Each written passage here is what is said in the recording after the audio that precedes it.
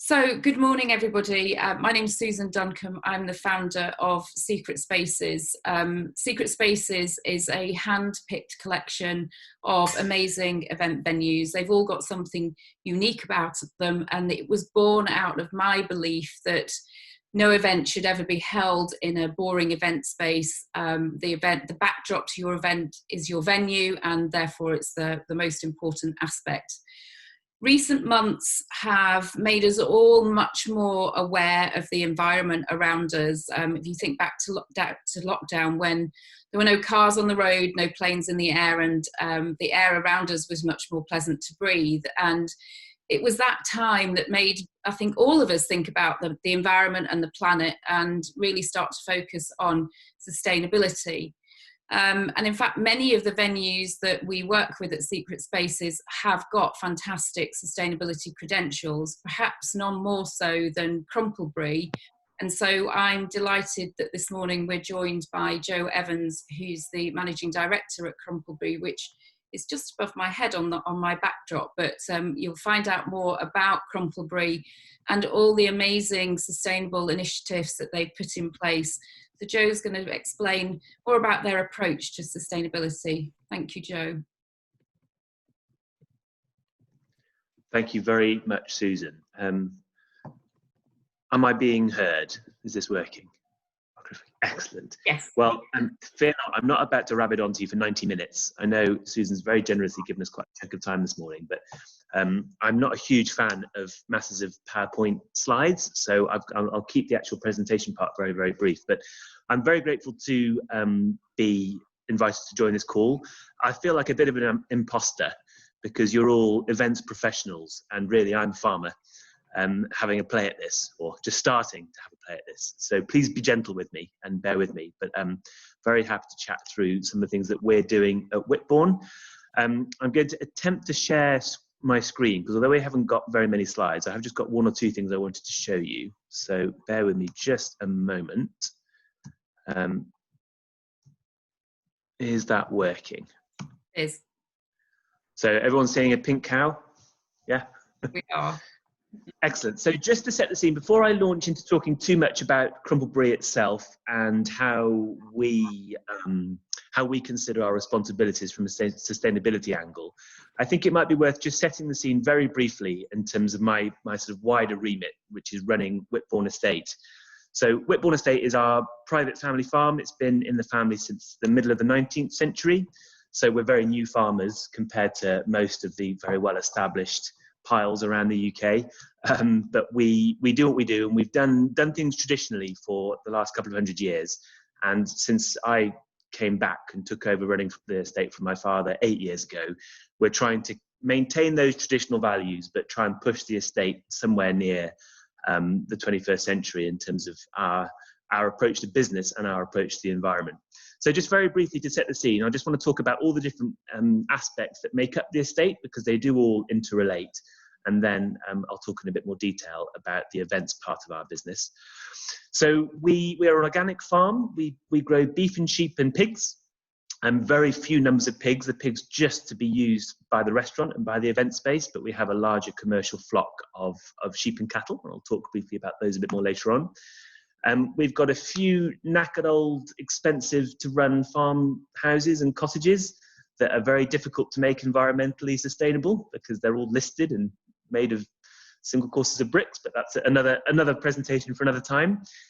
We have a very small shoot on the estate. I know shooting can be a polarizing topic, and I'm very proud of our shoot because we do it in a sustainable way, and crucially use the game through the food chain that we have through the events and restaurant spaces. We've got some fantastic forestry, and again, that plays a part in the events business as well. Sorry, it's not a particularly inspiring photograph, but we've got some of the finest oak trees in England, and I feel I can brag about that because it's been nothing to do with me. It's generations past that have spent time looking after our forestry, and it's a really important part of our business. And compared to everything else that we do, the forestry management plan has a 200-year time horizon. There aren't many aspects in business where one can look with that kind of longevity. Another aspect that we support on the estate, we have a care farm, so young people that have been excluded from mainstream education spend time on the estate as an alternative to school. My mother is the chief executive of that charity. And again, that's quite important from the context of Crumplebury, because we try and engage them in all sorts of other things, that gardening, a bit of work in the kitchen, and even we have a plan to try and put a few of these youngsters through the actual events part of the business, if they're interested in it. And I think from a sustainability angle, that human sustainability as well as the environmental consciousness is a really important aspect that we're very proud of pursuing. And then in support of that, we also have a riding for the disabled group on the estate. And then finally, the newest bit, the bit that we're here predominantly to talk about today, is Crumplebury and Green Cow Kitchens, which is one business, all based on the site that I'm talking to you from today. And that's our new events and restaurant business. I think the best way of showing you a bit about how that all works is to attempt to play you a very short film, which has just got a bit more imagery around the events part of the business. And then I'll talk a little bit more about sustainability. So let's see if this works.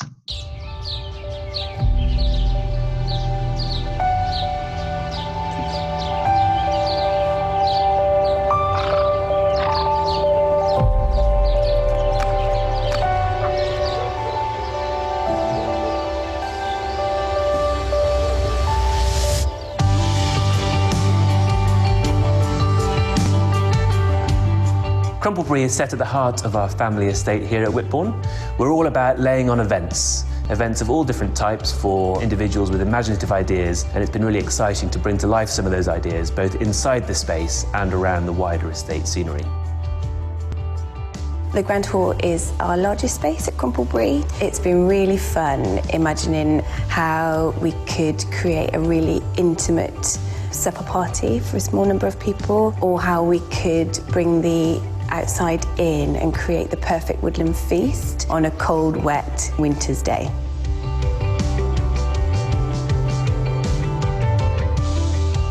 Off the drinking trough, there's a lovely little room called the Snug, and this seems to be where people gravitate to during the course of most evening parties that we have here at Crumplebury.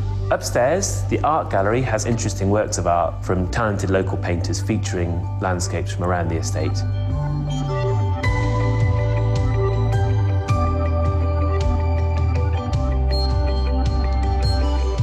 At Crumplebury we can sleep 26 people. We've got our posh pigsties and we've got Longfield Cottage, which is 18th century old Whitbourne Estate cottage, which we've renovated just last year. I really like using dark colours. I find that makes the views pop and you can really appreciate the rural kind of landscape straight out of your window. It also creates this really calm atmosphere for our guests that are staying with us.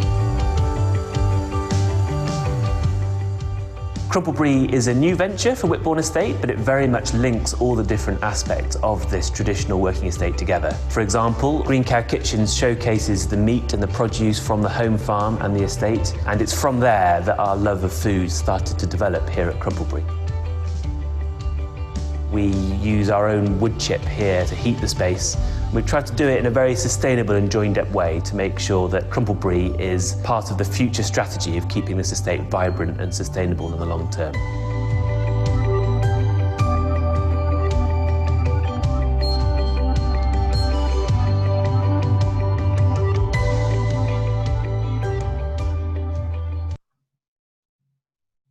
There we go. Am I back? You are. That was a little bit odd for me because it was muted for me, so hopefully everyone could hear that all right. But yeah, that's the promo film really. So thanks for indulging me, but hopefully that gives a bit of an overview as to what Crumplebury is all about. In terms of today's main topic, a subject very close to my heart, and I've been trying to think about the different aspects that for me are important to consider in a conversation about sustainability. So I've sort of got three different considerations really, or three different axes that I think is really important to consider for us at Whitbourne as to how we contemplate our environmental and sustainability credentials. The first is around our overall philosophy. It is about a deep-seated philosophy and a set of principles that underpin the entire business and the wider estate. Now, I've alluded to it earlier as well. For me, sustainability goes beyond the environmental aspect and also has a huge part to play in terms of the very societal impact that a business like Whitbourne can have. And so, without wishing to sound too corny, we do put a huge emphasis on the sort of family style of support to our teams. When I first took over, the Christmas party was a bottle of red wine and my mum and dad and the pub, really. We have a lot of people involved at Whitbourne now, 56 people involved in the various different aspects on the estate.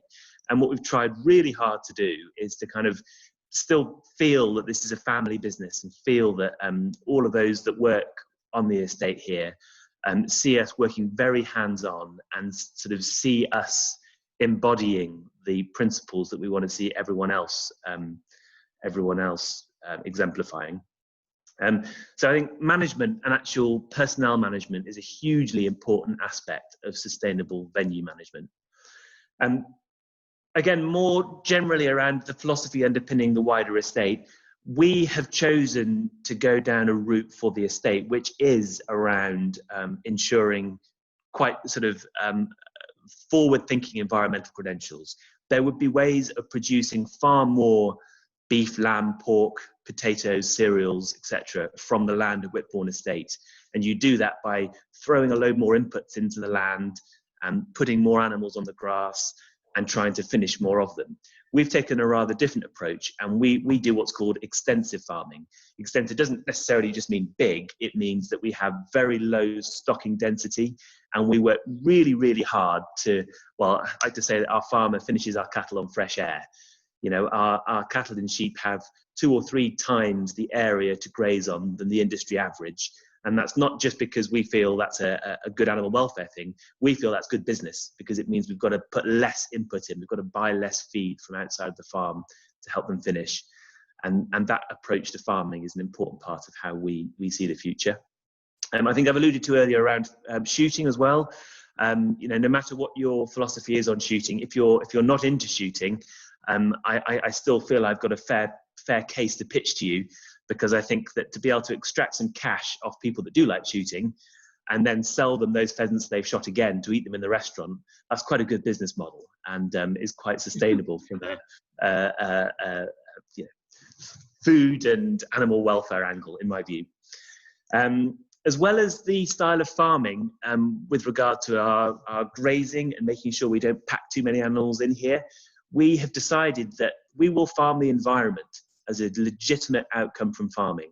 So whereas historically there has been this notion that you do a little bit of hedge management and you dig a few ponds and you make sure you do a few incremental things to ensure that your farming practices don't degrade the natural environment, we're going a bit further and we are actively allocating quite large chunks of fields to produce a wildflower mix to feed the birds during the winter. That is the outcome. There is no farming output at all, but we're doing certain projects on the estate which are purely have an environmental gain as an output. And we're able to do that because the government wants to pay us to do it. So it's a business decision. It's not just a good ethical decision. There's the Woodland Management, as I alluded to earlier on, that has a 200-year time horizon, and we work very hard to not decimate a crop that isn't ready. There's a huge temptation that there's a lot of value standing in trees. And the great thing about timber is your window of harvesting is about 30 years. So if you cut it all down in year 1, you've got nothing else to do in years 2 to 29. But we have a very conscious effort to ensure that we have a rolling programme of delivering forestry.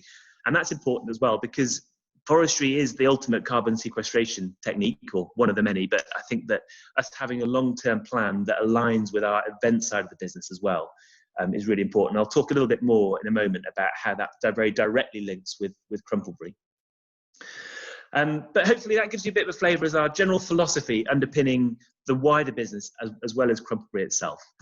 Now, in terms of the event side and the restaurant side, procurement and supply chain, a hugely important aspect to consider when looking at our sustainability credentials. What we do is, much to the chagrin of our chefs, we don't let them choose their menus. What we do is we sit down once a month with the farmer well, with the farming team and with the forestry team, and we talk about what is ready on the farm, what is seasonal, whether there's a good crop of wild garlic or a good crop of elderflower and elderberry, and we form our menus based on what is ready on the farm and what is ready in the seasons. And that's the starting point. We're not purists on it. If the chef wants to buy in a few little bits and pieces, we're completely relaxed about that. But we, from a starting point, we start with what's ready on the farm and what's seasonal. And what we're finding is that message is really resonating with our events customers. So with couples, we don't have a nice thick glossy brochure with all our menus for them to choose from. We get them in. We first of all pin down the date that they would like to get married in. Then we find out the 2 or 3 things that they really like, and then the chefs will put together a bespoke menu based on what we think we can produce on the estate during that time of the year. As was mentioned in the message in my video there, there's an aspect around procurement and supply chain in terms of our own energy. We already burn our own wood chip, so all of the waste product that comes from our forestry operation is chipped here on site, and that feeds these enormous biomass boilers that provides all the heat and hot water for Crumplebury. It's quite a risk because there's no backup, so there's no oil backup. We are completely committed to biomass wood chip. But I felt we had to do that for fear of reverting to the easy rather than the proper. We have our own modest kitchen garden. We're not trying to be Le Manoir. We don't have 40 acres of gardens, but we do grow our own picking herbs and we grow our own picking flowers. And again, that's quite an important aspect for the customers to really see. When customers arrive for dinner during the summer, they will see the chefs going out and picking herbs fresh for their meal that evening. And there's a little bit of theatre to that, but I think that's an important sort of credential to remind people that we are actually the growers as well. And we probably think kitchen garden is as far as they want to go rather than further down the meat supply chain, should we say. Currently, right now, on procurement and supply chain, we're exploring our own private water supply. At the moment, we're on mains, but I'm doing some investigation as to whether or not we can be off-grid. Crumplebury uses far more water than I ever knew it would. So if we can have our own borehole supply, again, we'd like the idea of not drawing any natural resources from the main grid. Loads more I could say about procurement and supply chain, and when I finish rabbiting, if anyone's got any further questions around how we manage that, I'm more than happy to chat through to it. And then the final axis is the actual operation itself, is how we run the business in a sustainable way. One of the aspects, I've spoken briefly at the beginning about people. This business is mine and my wife's. We could run it as a benevolent dictatorship if we wanted to. However, what we have chosen to do is put a board of directors together to hold us to account. It's ironic, really, to pay a load of people to hold you to account when it's your business, but it sort of works for us. And the reason I bring it up now is that we've allocated one of our directors whose sole job is to be our environmental conscience on the board. So at the very top level of the organisation, they are there constantly, like Jiminy Cricket, reminding us of our environmental consciousness in all aspects of our operations. Early days, we've only been open a year, but we're finding that is a really good way of ensuring that a debate about single-use bottles doesn't find its way at the bottom of the agenda. It is right at the top of the meeting. In terms of our own operating model here, we're a highly efficient building. Crumplebury is brand new, so we were able to build it to very modern regs. So therefore, whilst we are using a lot of heat and hot water, it couldn't be much better in terms of its insulative properties. So that's quite an important aspect for us. We don't have any air conditioning units, and we've tried to think of sustainable ways of bringing cool air in through heat exchange systems and all that kind of stuff during the summer. Rather than having beautifully manicured lawns, we have gone for a rather rustic wildflower meadow mix that surround Crumplebury.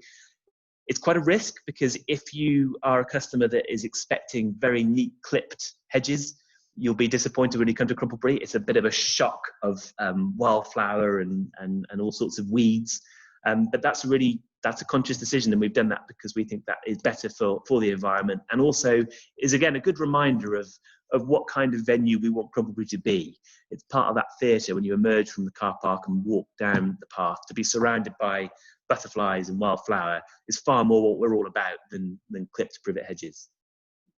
As I mentioned, there are no single-use plastics in the building. We use Bramley, which is the photograph I've got there, and they're big refillable bottles. As I was mentioning to Susan before you all joined, it's shocking how many people steal them still, but that's an operational matter that we're working out how to deal with. And then there's the other basic things that we've all seen in hotels that we've all stayed in, like trying to encourage people to use their towels more than once. We do our own filtering of water, so we don't buy any bottled water in. We've invested in a filtering system. The things that most of the forward-thinking venues are doing. It would be very easy to slip into the slip into the convenient and not do all of these things. But as I say, we have a very concerted effort to ensure that we do what we can to keep the kind of basic operating practices as sustainable as possible. I think that's pretty much all I wanted to say before inviting any questions. Oh, just one other interesting thing for those of you that are involved in organising events. A market that I didn't really know existed, but we offered the opportunity to offset the carbon impact of your event. We didn't really know how we were going to do that, but I was conscious that we would find a way. And we're suddenly starting to get a few inquiries on that basis, both for private weddings and also for businesses. And what we're doing is we're using various tools from the farming community to be able to calculate what the carbon sequestration is on planting X acres of trees or maintaining X acres of a certain crop. And then we can use that to try and come up with some rudimentary calculations and have people invest in those estate activities as a way of offsetting the impact that whatever they're doing has when they come and use us at Crumplebury. So I don't know if that covers roughly, Susan, what you were hoping I would say, but that's my little overview. Thanks, Joe. That was great, and there's been some nice comments back in the chat box. So, I mean, Joe, I know you only opened the doors of Crumplebury in November 2019, so you haven't been open in even 12 months just yet. And of course, to have hit the COVID lockdown in March must have been quite a shock. But I know from talking to you that you used that time to really focus on sustainability and introduce some of the things that you've just talked about. You've been very keen to include your team in that conversation, haven't you? Yeah, absolutely. I mean, it has been, for all of us on this call, I'm sure COVID has been a disaster. We had a change of personnel just before lockdown, actually. So our new general manager that is in helping run this whole thing, we had this sort of, it is a scant silver lining, but silver lining nonetheless, that during lockdown we could all really focus on improving the grounds. At that point, the wildflower meadow hadn't really taken off, and had we been as busy as the books would have suggested, I'm not sure we'd have had time or capacity to do it this year. So yeah, we've tried to engage all sorts of members of the team to kind of accelerate some of the nice to haves to that, oh well, let's get them done, because we haven't got the inconvenience of customers at the moment. Which is a shame and not necessarily how you'd like things to be. But when you're talking to potential clients and indeed welcoming guests to Crumplebury, what is the reaction? Does sustainability help sell the venue? Are people aware of it? Do people ask for it? Or is there a mixture? And does it differ if it's a wedding, for example, versus a corporate event? It's a good question. I mean, I think obviously everyone's different. On the corporate side, I think absolutely it helps sell it. In fact, we just put a pitch together for a very well-known Swedish car manufacturer who I'm waiting to hear back from. And one of their absolute baseline first questions was a very specific one, was, do you have any single-use plastics in the building? And venues that did were kicked out of touch straight away. I thought, well, that's extraordinary that this is a big corporate that have gone in very heavy with making sure that that whichever venue they choose do have this kind of baseline operational sustainability credentials in place. And I think that my reading, so I'm very new to this and I defer to the experts around the call, but my reading, having met a number of customers, is that in the corporate side, it is going to be an absolute necessity. It's not going to be a nice to have. On the private side, it's interesting that you often get people that sort of think they want that, and they certainly, the idea of a seasonal menu and working with the farmer to come up with the menu that fits. But ultimately, if it's a wedding, they want their dream day. And so what we're always balancing is we definitely don't want to be judgy either. If someone wants to come and wants to spend good money and they want to bring in all sorts of things that don't necessarily fit with our core values, it's not my place to judge them and exclude them. It's our place to ensure that the underpinnings of how we run our business is sustainable. So we did have one where they brought these really grotty plastic trees in. That's what they wanted, then who am I to judge? But it's not something that we would sort of overtly go and recommend. Such a shame when you've got such a magnificent real trees, but hey. So Lucy, can I bring you in on this? Because I know you do work with corporate clients, and sustainability is one of the things that you kind of talk to them about. And so would you echo what Joe's just said? I mean, obviously, I've also been to Crumplebury as well with yourself. It was for those of you on the call, really do go and visit Joe and his place. It is absolutely fantastic what they've done. And walking around there, I mean, I've had loads of ideas about the different events that we could put on there. And I was, I've put unfortunately, Joe, you were too far on location for a London-based client for their retreat. But they really, loved what you've done there and the sustainable aspects that you've put in place and how you run the venue. But yes, slightly off lib there, but going back to the question, very much so. I mean, I'd say I completely agree with Joe, but as I said yesterday in our chat, it's still all about that education. And I think that's both with privates and corporates. Quite a lot of private individuals think they know what sustainability is, but they're only at the cusp of it. There's a lot more that we can do to educate them and make sure and give suggestions to them about how they can make their events even more sustainable, which is the beauty of it. Sure. And Michelle, I think you're on, and I know your focus is more on the wedding side of things. Perhaps, would you mind kind of joining and sharing your thoughts in terms of weddings and sustainability?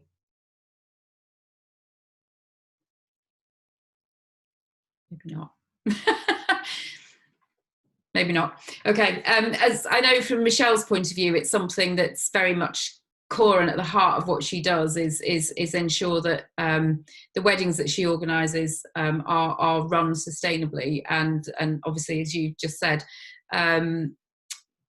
apologies, Michelle. Sorry, I hope Poorly Child isn't too sick, but and that I'm representing what you would have said correctly. But yeah, as Lucy said, it's about that education piece, I think, isn't it? And putting the right opportunity in front of people to encourage them to take that route. And again, that was something we spoke about yesterday. Was and Joe, we referenced it earlier, where sustainability isn't an afterthought, but it's actually how all events are run. Because we talked yesterday, didn't we, about the waste that happens, and for you, Joe, and obviously you've got that farm to fork approach in terms of food, and is food wastage and that whole environmental piece in terms of how you deal with waste, is that part of what you do? It is, yeah, and I absolutely wouldn't try and pretend we're perfect at it. I mean, we've got two different parts of the business, really. We've got the restaurant, which I always try and articulate it in that the restaurant is all about us. It's all about how clever we are, how lovely the menus are that we put on and the food that we produce. And on that basis, it's very controllable because it's set menu, fixed number of people. So the waste is absolutely minimal and we can control that. If you're booking us for a wedding or for a corporate event, it's all about you. So therefore, whilst we'll try and steer you in a direction and give you recommendations about food, it is our business model to deliver what it is that you want. So therefore, the risk of waste, the risk of having to procure things from places that aren't as local as we would choose, is absolutely there. So the onus is on us as operators to ensure that we mitigate the impact of that. There are challenges. I mean, those of you that run venues, I'm sure will echo this, but things like, I would have loved to be able to feed all of the kitchen scraps to our pigs, but that's not allowed. You can't do that. That's against regulations, and very good animal health reasons for that. So that's frustrating, because you've got all this perfectly good potato peelings that we could put into the animal food chain. So then we've got to think of other things to do with them, but in ways that are still environmentally sound. So we're looking at composters on site so that we can compost some of our food waste and put it back into our kitchen gardens and things. So you've got to be quite nimble. You've got to sort of work with the legislation, and I think legislation has got a little bit of distance to go to be able to ensure that it doesn't stifle options for really great sustainable practices. One other example, less about environmental impact, but in terms of animal ethical sort of practices, we can do absolutely everything on farm. We've got our own butchery set up, obviously we've got the farm itself, but we don't have the ability to be able to do on-farm slaughter. So our very happy cows and sheep have their most wonderful sort of experiences growing up, as it were, on the farm here, and then we have to bundle them into a trailer and drive them an hour down the road, and then bring them back again to be dealt with in the butchery room. Now that seems such a missed opportunity, because we could completely close the circle here, and that would be a good option to be able to explore. But at the moment, the regulations don't allow it.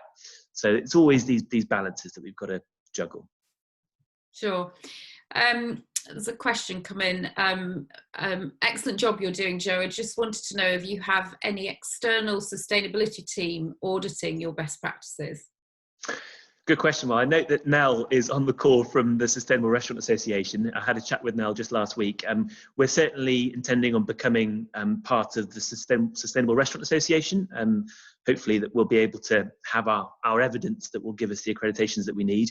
Other than that, we are a member of Happily. It's worth Googling, HAPPERLEY, I think it is. They're based in Gloucester, and they're all about the food supply chain and being able to map where your food comes from.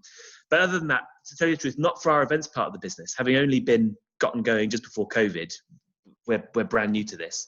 On the estate side, we're involved in a lot of things there. So we're part of the Organic Association, Organic Soil Association, Forestry Commission accredited Woodland Management, and all that kind of stuff. So as an estate level, yes, we do get externally audited to ensure that all the things I've told you we're doing, we are. Excellent. And do you think the current situation will potentially have a far-reaching effect in terms of what people are looking for within events? You know, sustainability has definitely become a trend, and we were talking earlier of the independent hotel show that starts tomorrow. Sustainability is their headline topic. So do you see that as becoming something that more and more people will look for? Yes, 100%. Now, how that will manifest, I think the easy bit will be what I've been talking about today, which is to basically articulate sustainability credentials as part of a marketing reach. Frankly, let's be honest about it. That's a really, so for me to win the popular Swedish car manufacturer gig, being able to articulate clearly what we're doing from an environmental angle is part of the sales process, and that's great. But then organisations such as the RSA need to ensure that us operators are practicing what we preach. That's one aspect. I also feel, perhaps with more of my kind of farming estate management hat on, the tides are changing politically, and I think the polluter pays principle may well in time start to impact the leisure sector as well. So therefore, if you are running a big hotel on oil central heating and you're checking out half the food because it's not sold, and I wouldn't be surprised if regulation starts to come down the track that will address that. That will be more painful for us all, because it's far better to go for the carrot than the stick, or to be managed by the carrot than the stick. But yeah, I think the tides are changing, and I think societally, I think it probably has to. Yes, and just a couple of comments. Michelle, thanks. She's come back in the chat box and said, yes, absolutely agree. I always start by talking to a couple about what sustainability means to them before discussing dates or venues. So obviously that's a part of the criteria. And we would also always try to match their wants and needs to the right season, food, flowers, etc., which is fantastic. And thanks, Nell, you've put some information into the chat box about the SRA, which is great. I mean, obviously, Joe, you're in a fortunate position in that you have control over the entire process, don't you? You know, you're on the farm, you're on the estate. Are there tips that you think other venues could look at, even if they're not in control of that full supply chain? I think, well, I certainly wouldn't pretend to give too much advice to those that have been doing it for far longer than I have. If pressed for an answer, I think I would say, for those suppliers that we've got that we don't control, of which there are a number, you know, we don't grow our own potatoes, we don't grow our own vegetables, so we make a point of going out to see the supplier. And it's been quite surprising to me how, you know, you can go on the website and it looks like it's all wonderfully sustainable and local. You get there and then you see these great pallets of onions that have been shipped in from Spain, and you're just buying it through them as a broker. So, and you can quite quickly debunk that by going and visiting some of these suppliers. So if it's something that owners are passionate about, I think ensuring that the supply chain down the line is accountable, go and see them, I think is a big one. The other bit that I would say, although I have control over, in theory, is really difficult, is what I've just explained to you about how we operationally deal with things is one thing. Getting the most junior sort of cleaners in the rooms and housekeepers to actually always do it is more challenging, because human nature is what it is, and they'll take the path of least resistance.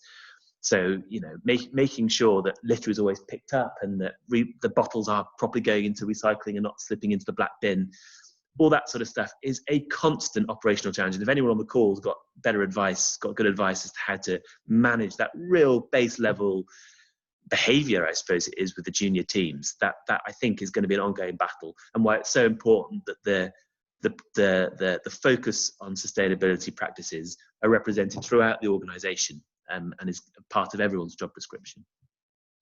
And we have a new attendee, very cute as well. So yes, and I know that's part of what you've implemented, isn't it, with the philosophy and it becoming part of people's job description. But yes, and I suppose that all consumers are the same, isn't it? That sometimes it is easy to slip into that easy path rather than stopping to think. Are there any questions? We've got lots of great comments. Michelle. Stuart, do you want to unmute yourself? Hello, Joe. Good morning. What a fantastic venue you have. I hadn't had breakfast this morning, so watching the video didn't help either. So I'm intrigued. You just alluded to it at the end there, but driving that cognitive and behavioural change in the most junior staffs to have that, you know, sort of ripple down. I love the fact that you've got a Ned that's sort of your sustainability champion. I think that's a great idea. But what mechanisms? How are you driving that behavioural change at the lowest level across the firm? Yeah, it's a good question. I mean, there are some people that think that you change attitude and that begets changes in behaviour. I feel differently. I feel you force changes in behaviour and then attitude follows. You know, when I worked in corporate, we had this whole thing where suddenly everyone was forced to recycle paper and put boxes, and everyone was kicking off about it. A month later, everyone thought it was a great idea. So we try and adopt that same kind of principle, and it is. I mean, we're a small enough venue here to be able to really wrap our hands around it.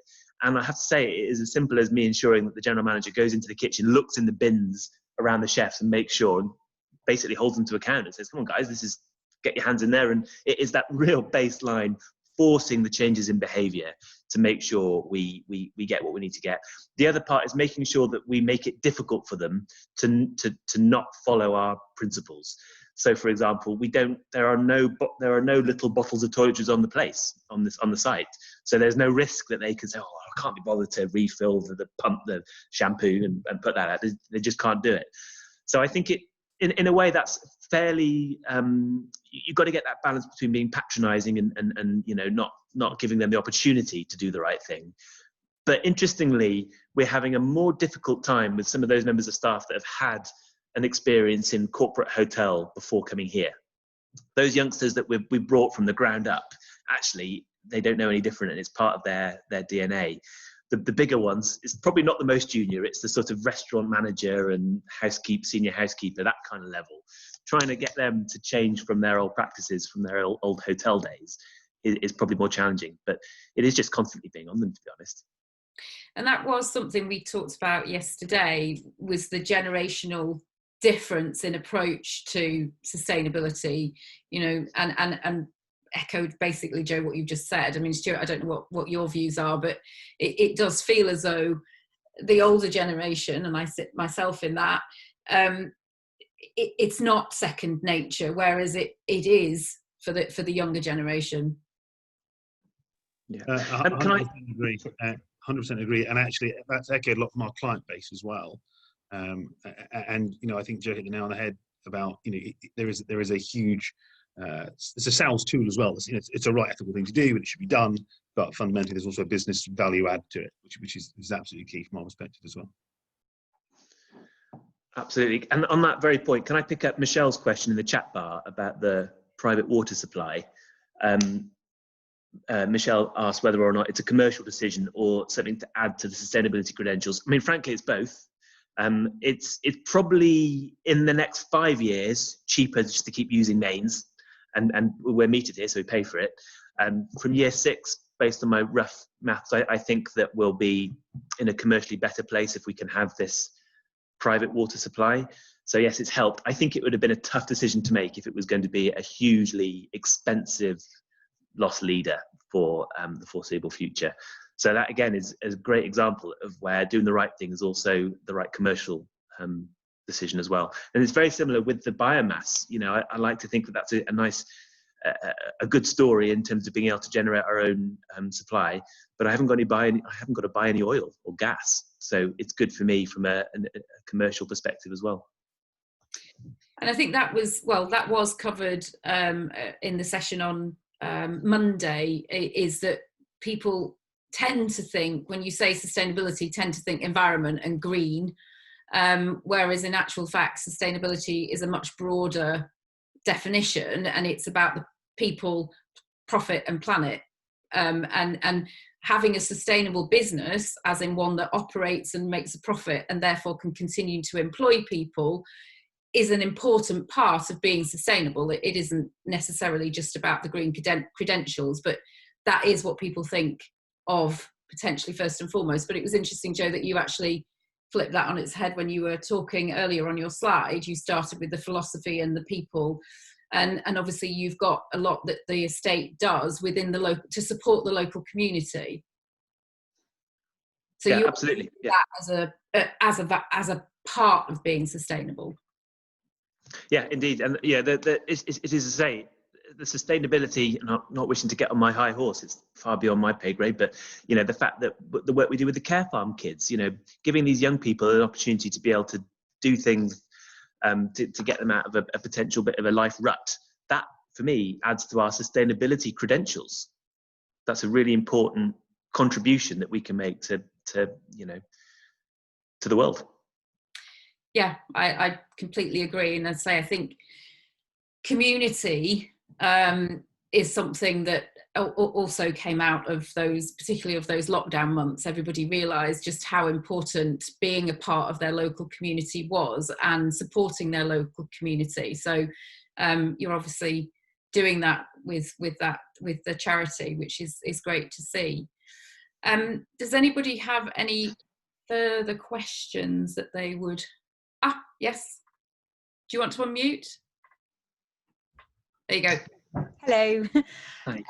Just going back to to earlier in your presentation, you were talking about when you have either corporate or private clients coming in who perhaps don't want to, you know, sort of use your in-house supplies and want to look at bringing their own things in. So I know there's sort of certain things you obviously can put in place when you sort of like look at your supply chains and making sure that they're coming from sustainable things and ask questions. Do you see there being a way, as you said, without sort of saying to people, forcing them to be green, of taking that route? Or I think it's got to be on a case-by-case basis. I mean, I've thought about this sort of thing a lot. I mean, if an example would be, you've got a wedding couple that are desperate for Dover sole for their main. Yeah. Am I going to say, well, we're in the middle of Herefordshire, we're pretty much as far away from Dover Sole land as you can get. Frankly, I would far rather go and find an ethical fish supplier and give them the menu that they want for their event. I think so. I would sleep easy, getting through that kind of thing. I think where it becomes a little bit more sketchy is if I had a corporate that wanted to launch a gas-guzzling supercar. That I'd find quite ethically difficult, because if we've got this beautiful venue and it's we're trying to do everything right, and then suddenly splashed on the front of every motoring magazine is the latest gas guzzling thing with Crumplebury in the backdrop, that would be more challenging for me to reconcile. I'm not here on the public domain saying I'd never accept the booking.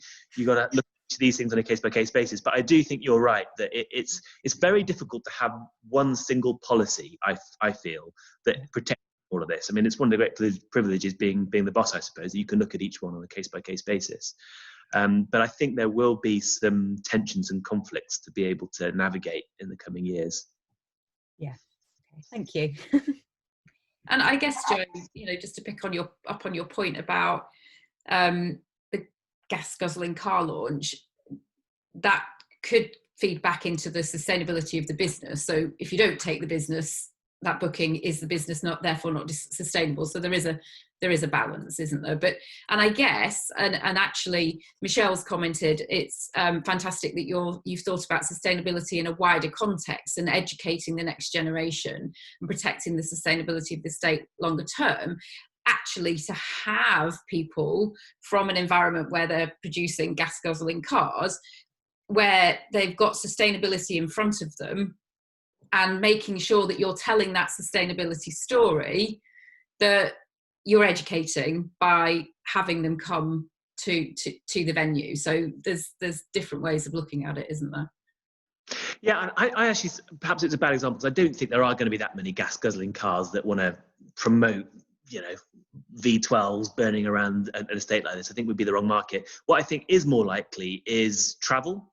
So for where I'm talking to you right now from our boardroom, from the art gallery, and we pitched that sort of high-end corporate exec, very private, exclusive retreat, and we do have people wanting to come by helicopter. Perfectly fine, we can do that. We've got plenty of space, but that's quite a challenging square to circle when they want to come to us because of our environmental credentials, and then they'll bloody fly up from Battersea Power Station on their helicopter. So that's the sort of thing where I feel the offsetting opportunity does arise.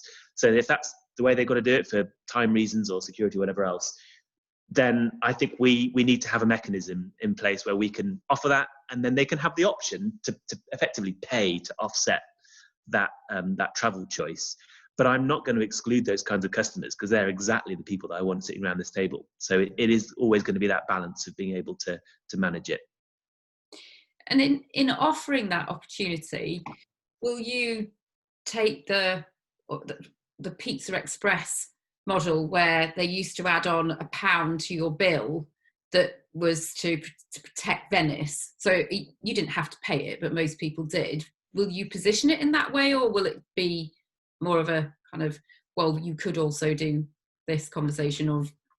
No, I thinking on the fly a bit here, I don't think I would make it an assumed tariff. I think I would make it an option for them to buy into, safe in the knowledge that if I can get some bookings like that, I can do more than enough through the way we operate to sleep easy.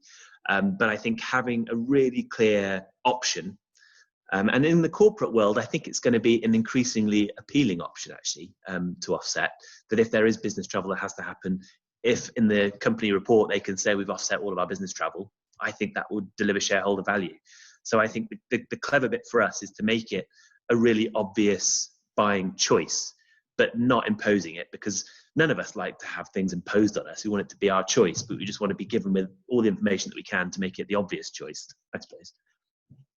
Yeah, and I guess for some people, they wouldn't think about it, but if it's presented as here's something you could do, that you're right, they would look at it, particularly if they've got a CSR policy in place, rather like the well-known Swedish car manufacturer clearly has, that involves a sustainability measure within it. So it's a positive thing, isn't it? Which is good. Are there any further questions? Oh, Michelle's just put something in the chat box. As I said yesterday, I think to get client buy-in, being able to show that they've offset an event on the estate that they've held is a really fantastic way of showing them the benefits. And yeah, I mean, I certainly think personally, and I don't know what everybody else thinks, but if I was hosting an event or attending an event and I thought there was something that I was doing that was going to offset the impact that I was having, I'd be happy to make that contribution. I mean, airlines do it, don't they? Some of them, you can choose to add an extra couple of pounds to your ticket to offset your carbon footprint, for example. So, absolutely. Any other questions for Joe? Or is everybody just dying to go and visit Crumplebury and have a look around? There's lots of nodding heads, which is great. No? Great. Well, everyone's always welcome, anytime. Please unmute yourself, Stuart. I was trying to type it, but I couldn't type it fast enough, so I'll just ask it. I'm interested about the initiatives that you do have. How are you sort of measuring performance, but also measuring effects through those initiatives? So is there and what does that align to in terms of a recognised or accredited standards? Obviously, CO2 offset, there's a bit of a calculation piece there, but the other, if you look at your other lines of initiative, how do you map that performance and measure that effect? I mean, it's a good question, because being brand new, we don't have benchmark really. We can't say we did this last year and this is what we're going to do this year. I think that there is it depends very much on the specific strand that we're looking at. So refuse management, for example, is just making sure that there is no recycling in the black bin is one aspect. The next layer to that is making sure we reduce the landfill overall by our practices. And frankly, I'm at this stage having, yes, we technically opened in November, hadn't really got going. We were about to kick off in March and then we shut down with COVID. We haven't yet had even a month of business as usual. So I'm not in a position yet to be able to say how I'll be confident to say that this has been a good year or a bad year from a sustainability credentials angle. I think all I could say is that because we are very much on the ground here and keeping an eye on things, as we progress, this understanding where the shortcuts are likely to start to emerge on eroding some of the things that I've talked about, it's then putting those management practices in place and ensuring that that forms part of individual personal management, personal performance management. This is a bit of a hangover from my corporate days, but I'm actually a really big fan of performance reviews and really robust job descriptions, and making sure that there are ways of tracking on a quarterly basis how everyone is doing on the different metrics that we're looking for. So that's a bit of a woolly politician's answer, I'm afraid. The other aspect that I think is a bit more specific is around our food procurement, and we have put some really good hardcore numerical targets in, like I want 70% of the protein that we put through the kitchen to be grown on Whitbourne Estate, and the 30% that isn't, I want to know why and where it's come from and what its sourcing is, and that's an exercise the chef can do. Similarly, for those for the next layer of food procurement, like where we're going to get our vegetables from, I want to know that 80% of what we have a target that 80% of all of the other goods that we put in are seasonal and ideally from Herefordshire, and if not, I want to know why. So I think they're slightly finger in the air metrics at the moment, but it starts to force the point of them really thinking about their procurement when it comes to food. And that's fundamentally, perhaps I haven't laboured that enough, but food is at the heart of everything that we're doing here. So if we can get the food supply chain and procurement policy right, I'm confident that the rest will follow. Yeah, and Joe, I know in that you started out talking about your waste management. I know that was something you looked at very closely, and I think everybody can think about is not just assuming that the contractor who comes to take away your waste is actually dealing with that correctly and as you would want them to. And I know that's been part of your process during lockdown, was to kind of really take that to the end of what happens and changing the supplier that you used. And that actually manifested in the non-exec sits on the board with environmental consciousness, went to the waste disposal depot and had a look and saw what physically what was going on, and discovered that actually it wasn't being sorted as they were promising. So we've moved suppliers. You know, it requires that level of granularity, and that was a director doing that. Yeah, I think there's perhaps a danger of making an assumption that because you have employed a waste management company who says they do X, Y, Z, that they're actually going to do it. And as you say, unless you actually go and see them at source, and the same as looking at suppliers for the restaurant where you can't get it from the estate unless you go and meet them. And I think that creates that community of a relationship, doesn't it, within a business sense? So it again feeds that sustainability. You know, your business benefits and so does theirs, and it becomes a proper symbiotic relationship rather than just a procurement relationship. Absolutely. Michelle has popped a question in. Planting trees in Africa is great and beneficial to the world as a whole, but being able to show the offset is assisting us in the UK, and the estate is really powerful. So is that something that you consider? I mean, obviously the trees that you're planting are going to be planted on the estate itself, but I guess, yeah, it's a great point. And I think actually on the session on Friday, we've got Ian McCoyne, who focuses on helping businesses to measure how they offset their carbon footprint. And he's got very strong views about if you're going to pay for planting of trees, where and how those trees should be planted. It's not just as easy as saying, well, I'm paying this organisation. It goes back to what we were just talking about. It's researching that organisation and what do they actually do, as opposed to taking it at face value necessarily. Yeah, I agree with all that. I think that it's about trying to connect our events customers with the wider agricultural part of what we do. So that is forestry and it's farming. And like I said right at the beginning, and the acknowledgement that we have made a decision, never happened before at Whitbourne, that we are farming the environment as a legitimate final outcome to improve the carbon sequestration, all the good things that we read about. And that is the way policy is going. That's what the government wants us to do, that, and is going to pay us to do that. So we have people employed at Whitbourne Estate that coppice hedges ready for vigorous regrowth and all that kind of thing.